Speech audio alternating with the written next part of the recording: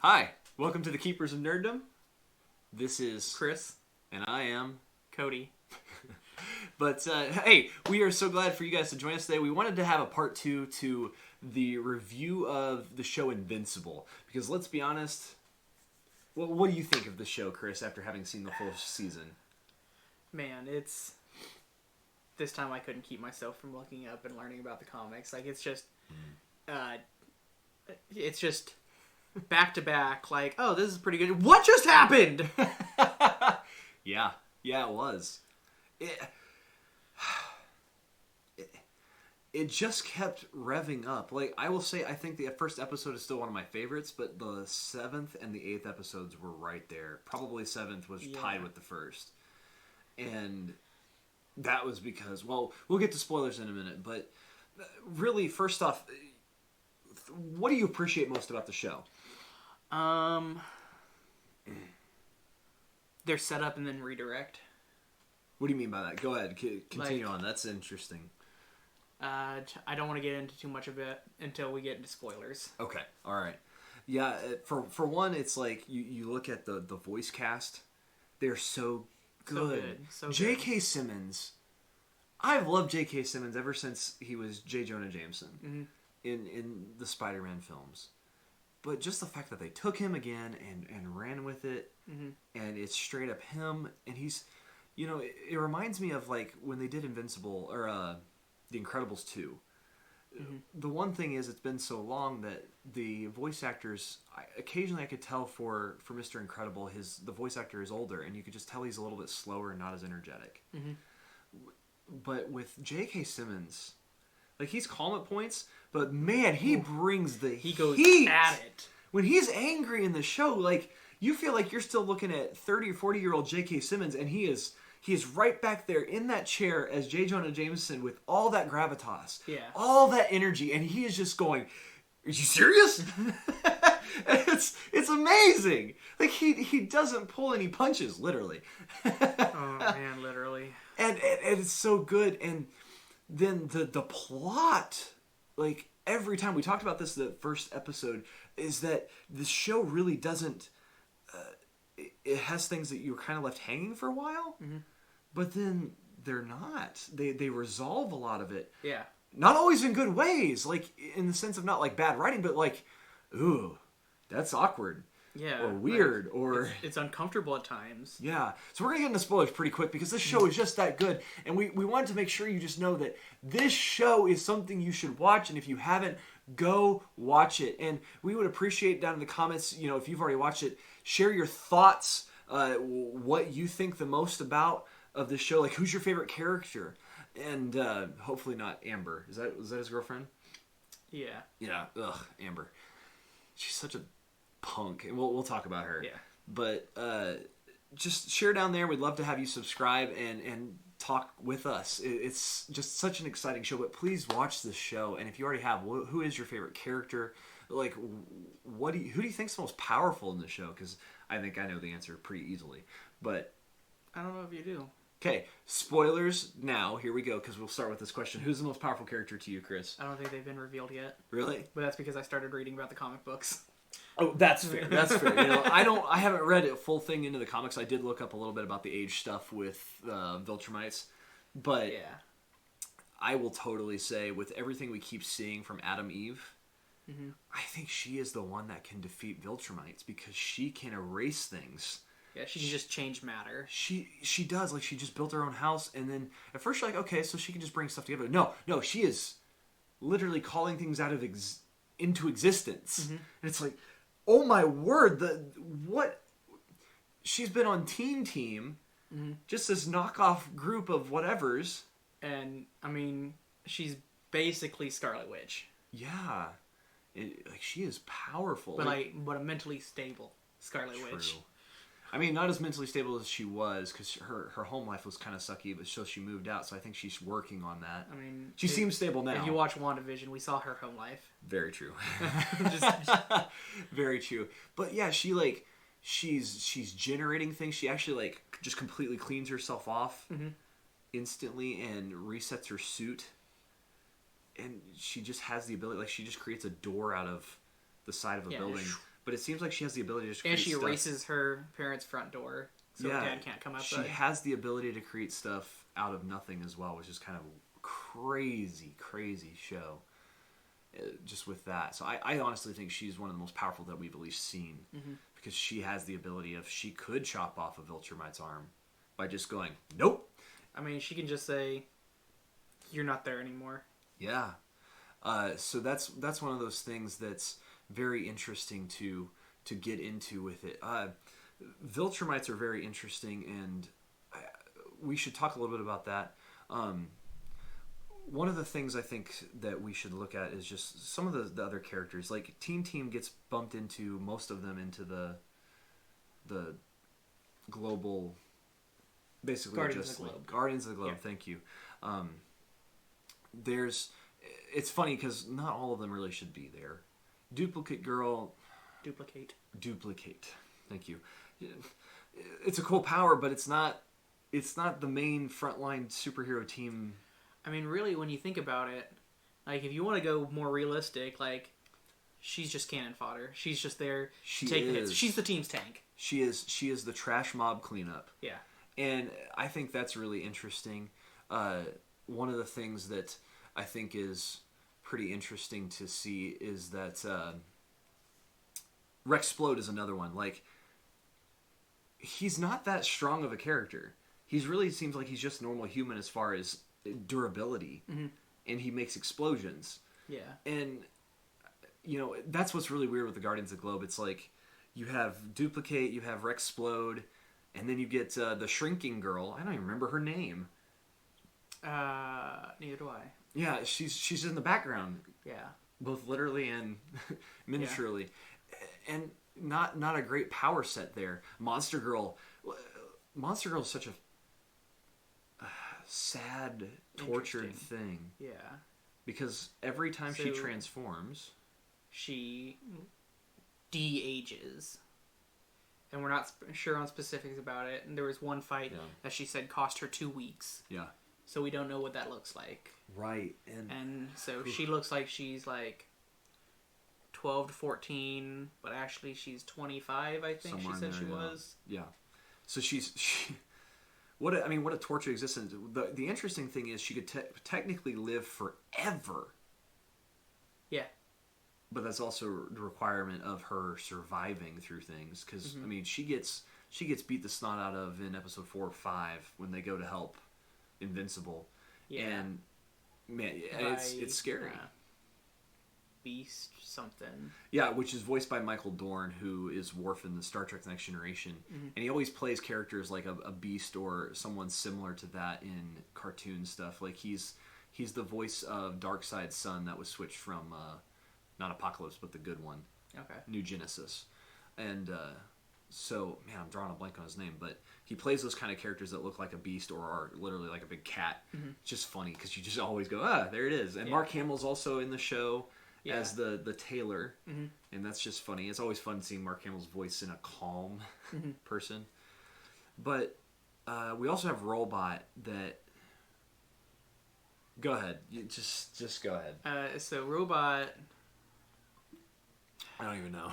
I don't know what to say. I don't know, because I haven't looked that much in the comics yet, but like he's a little questionable character in the series so far. He's a creeper. He's deceiving his team.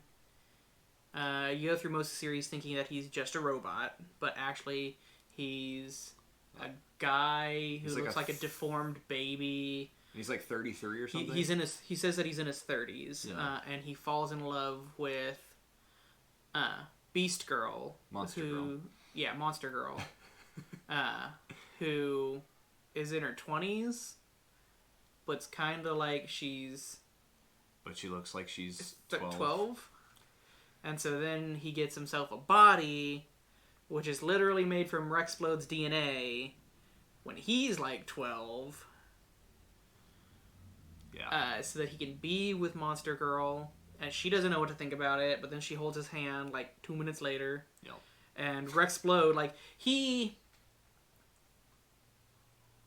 a ridiculous character. He's over the top on everything. Never has realistic comebacks to anything until that moment. And he's like, "Why do you look like me?" And I was like, "Yeah, fair question." That episode was the first moment I actually enjoyed Rexplode, was whenever Robot shows up as Rexplode as a kid, and Rexplode is just freaking out. Why do you look like me? What is happening? What? And I'm like, these make sense. Yeah, this is how somebody would react. And then there's a point, I think, in that same episode, because they're told to sit tight, and they start realizing that Omni-Man is going nuts. And then Rexplode... Yeah, because they're told, you're our last defense against Omni-Man. They're like, what? And they're like, I don't think we are.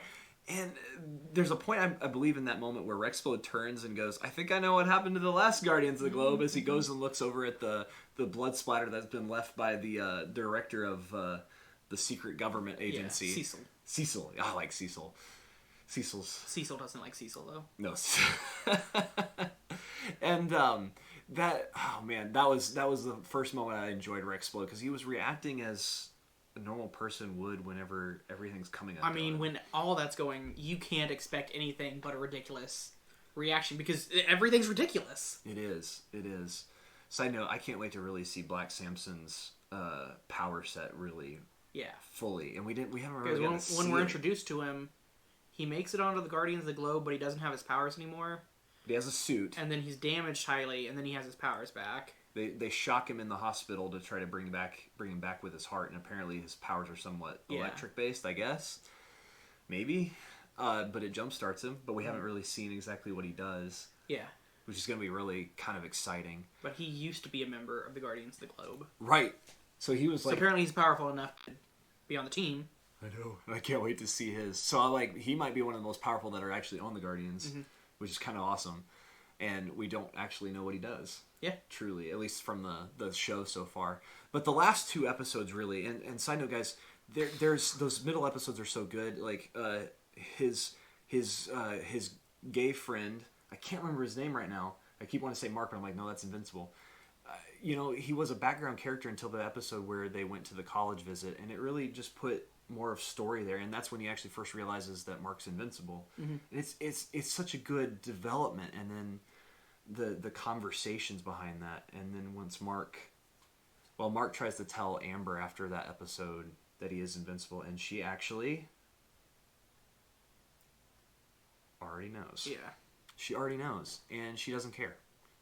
Yeah, she's like, you think I didn't figure this out? Which, spoiler for the comics, that's not anywhere close to how it happened in the comics.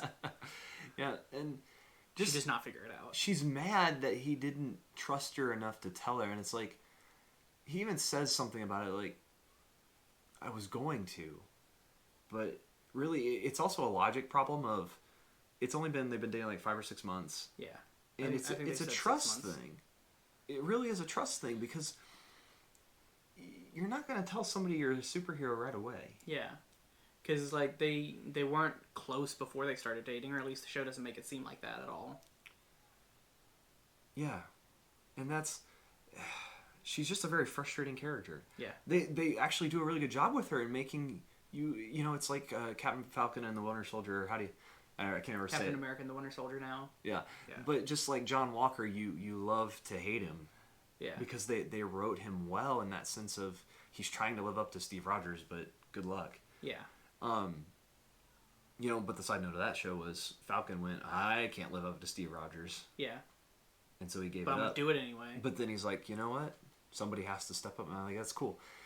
So the thing is, like, it's just, she's such a frustrating character because she acts like she cares, but then she doesn't, but she does, but she doesn't. And she's just kind of a jerk. And it's like, she doesn't quite understand that even if she knew that he was a superhero, the stuff that he was going through, because she obviously would have seen him on TV at points, literally getting the snot kicked out of him. Yeah. And going... And she's like, he's not telling me. Yeah. Just pissed off at her, at him. And it's like, grow up. Like, he's saving the world, and you're being selfish. Yeah. Yeah. And it's just, the simple fact of The Rock from Mars, like, that's such a big thing. Like, I don't know if she fully realizes exactly what that is, even though he tried to explain that at the end before. She's just like, get out. And he was trying to love and care for her as much as he could before telling her. Mm-hmm. And she just didn't care. Yeah. Because to her, and to be fair to her, she was seeing someone say, I'm going to be here for you. And then he couldn't be. She should have just confronted him earlier and going, I know you're a superhero, but you have to be consistent if you're going to actually be with me. Yeah. But it's also, that's the beauty of good storytelling, is especially for high school age romance and drama, it doesn't actually all make sense. It's messed up, it's convoluted. And then Mark goes all, my girlfriend broke up with me. I'm not going to save the world now. I'm done being a superhero. Yeah. It's like, yeah, you got superpowers and you're going through normal teenage stuff. He starts Why not whining. just give up on the superhero stuff? Right. He starts a whining thing, and you're just like, dude, we get it, it's hard, but come on now. It will be okay. And side note, his friends aren't real great about helping him through that. They're just like, duh! Of course it was going to be bad. So, anyway, sorry, that's kind of a side note to the show, but one of the pieces that actually I was watching another YouTuber talk about it that was funny, and they're just mentioning about the superhero identities. Like, there's very few masks on a lot of the characters. Yeah. And like, how does nobody figure out where Omni-Man lives, considering he just flies off? And like at the beginning of the show, Mark is literally practicing landing in his backyard over and over again. Yeah. And like that's actually a fair point of, Adam Eve makes a mention, and we talked about it, that if you're not looking for a superhero, you don't see one. But still, But it should be kind of obvious. Like, if we talk about Adam Eve, like, her parents are yelling at her while she's flying, and she's like, I'm leaving, and just flies away in front of anyone who could see in the neighborhood. Right. So it's one of those things, it's, because the show's so good, it doesn't bother me a whole lot, but it is a funny little plot. It kind of bothers me. Now that you think about it? No, it's been bothering me. Okay. Yeah, and I was like, yeah, it's true that there is that issue, because you would know. That mustache on Omni-Man, you'd recognize Omni-Man. But anyway, so the last two episodes, though, are truly Omni-Man trying to find Mark and tell him. And we get to actually figure out, what our theories were correct, like if there's been a change. Was our theories correct? Mine wasn't. My theory was that there was some sort of biological change that made him turn evil when his kid developed powers, and that was not true, apparently. Yeah. And honestly, we didn't get really the answer of... We know that, first off, when he finally catches up with Mark in the last episode and explains it, and we'll go back to the other episode for the fights, Viltrum lost a lot of population when they made themselves stronger by killing the weak. Yeah. They expanded into an empire. They live crazy long, and they age slower and slower as they get older. Mm-hmm. Their whole idea is they expand, and sometimes they just send an operative to a planet and eventually just take it over with one person. Yeah. But they used to send armies to planets, and then they learned that they can take over an entire planet with one or two people. And it's also just because they're so spread out now. Mm-hmm. So Viltrumites have this interesting problem. So it never really answers this idea of, did he actually need to procreate to help continue on Viltrum? Yeah, it never gives us a reason why he married his wife, why he had a kid, why he waited till his kid developed powers. We never get an answer to any of those, because realistically, this person that he married, his wife, is human, so she's going to live on average at this point 85 years. Right. And he says a Viltrumite will be thousands of years old before he looks 30, and he looks over 30, so he's thousands of years old. He's been around. And I think he even mentions he was born after the cleansing of Viltrum. Yeah. So he wasn't actually there at the time, which is ironic considering how violent he is. Yeah. So apparently they train well their offspring of, this is how you're going to be. Yeah. And, oh, man. But he talks about how he loves his wife, but he thinks of her more as a pet. Yeah, and that sets off Mark, which is really... It's funny, but also you're like, buddy, you don't want to be fighting your dad. Yeah, so if she is just like that, we don't have a reason why he got married and had a kid. Right. The other thing that really gets me is, like, there's so many times in episode 7 where Omni-Man he's almost down and out. And then all of a sudden a new foe appears, and all of a sudden he's just like, yeah, he's back to swole. He's back to ready to go. And I don't understand it. Viltrumites are actually Saiyans. For real. It's like, they have super healing, obviously, at some level. But it just doesn't entirely make sense. It's awesome because you want to see Omni-Man kill everything. Mm-hmm. And so in episode 7, I think it's actually at the end of episode 6, they resurrect the Mauler twins, the blue guys. They resurrect Immortal. Yeah.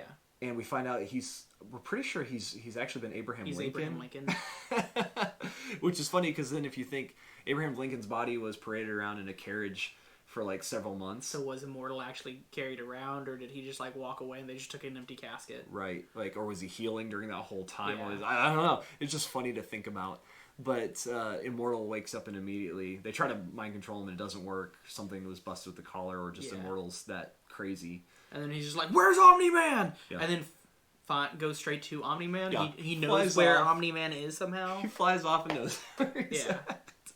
And so that episode 7 is a lot of Omni-Man trying to get to Mark and Cecil throwing everything at him. And we see a small nuke go off, does nothing to Omni-Man. Mm-hmm. And that's when Cecil's underling guy, the little chubby guy, dies.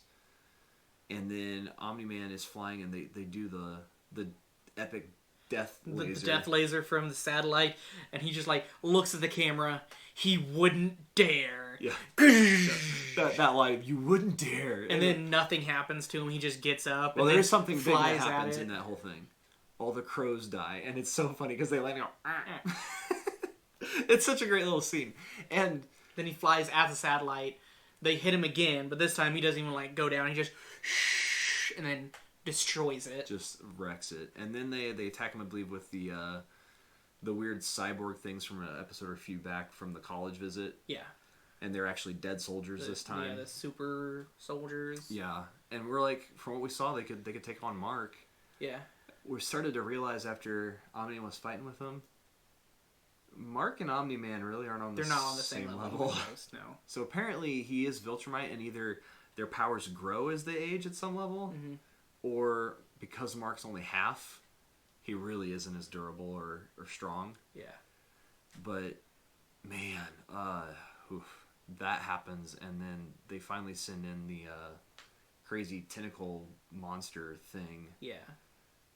And they've removed its pain receptors and doped it up on crazy drugs. They say that they put it on every drug and combat enhancer that they have. Yeah. And it blames Omni-Man. Yeah, and it's ticked. So then Mark shows up and actually saves Omni-Man from that thing because he doesn't know what's going on yet. Mm-hmm.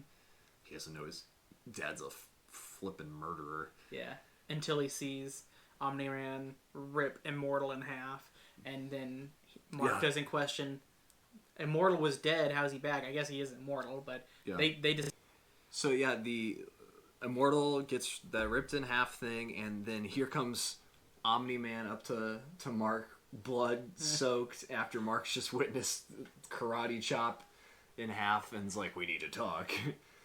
And then at that point, we have that interesting conversation where he's trying to figure out why his dad's doing it, and we find out really there's nothing really like mind control or anything crazy. It's just, it's always been part of the plan, but why wait?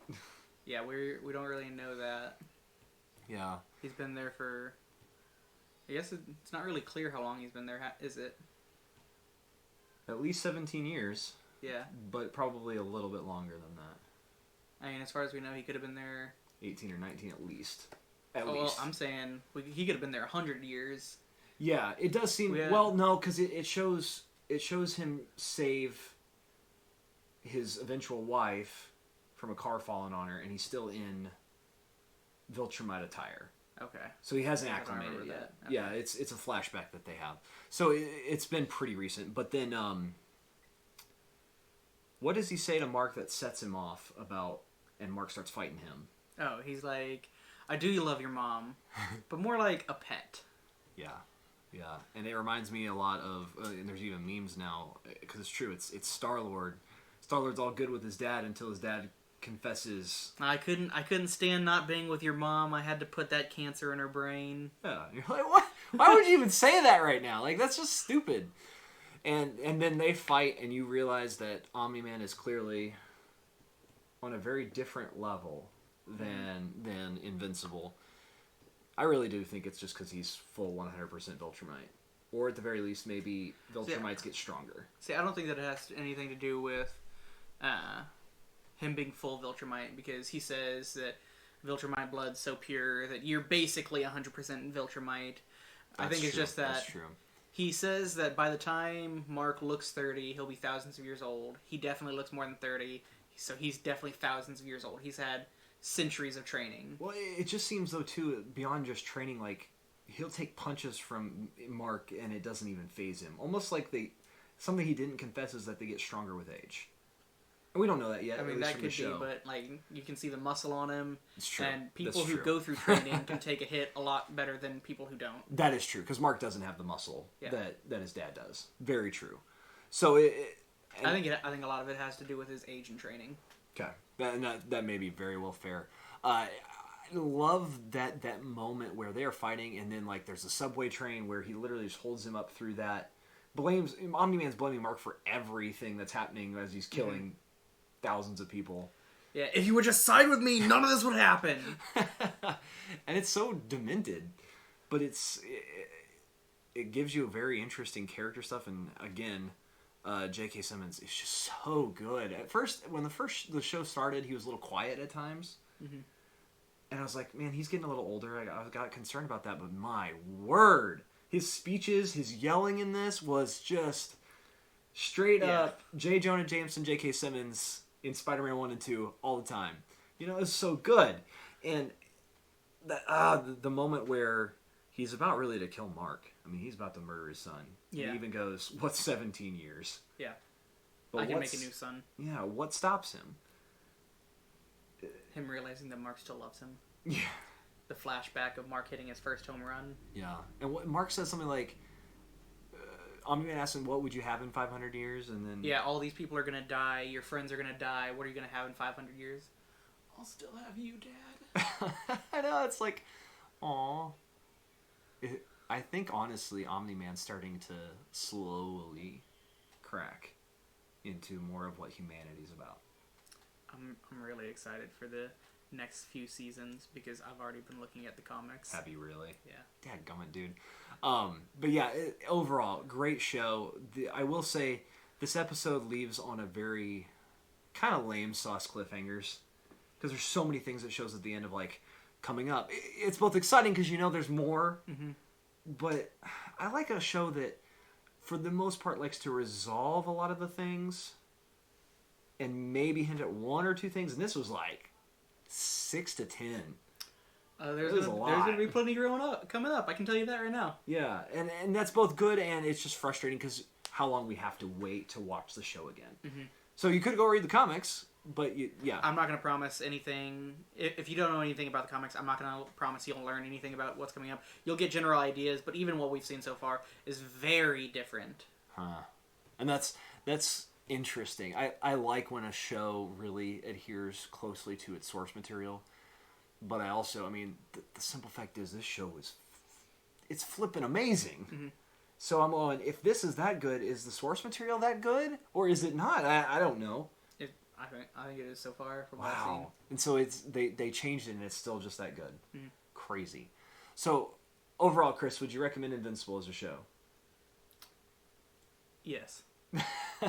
I would hand over fist, just absolutely. It is so good. It is the show. I never understood that saying. I don't either, but it's a saying. But really, it is such a good show as long as you're okay with epic amounts of violence. Mm-hmm. And don't watch it with your kids in the room because it isn't for them. But it really is what would happen if superheroes were in the world. And I love shows like that really take that to that level. So watch Invincible. Leave a comment down below. We'd love to hear from you. Take care. See ya.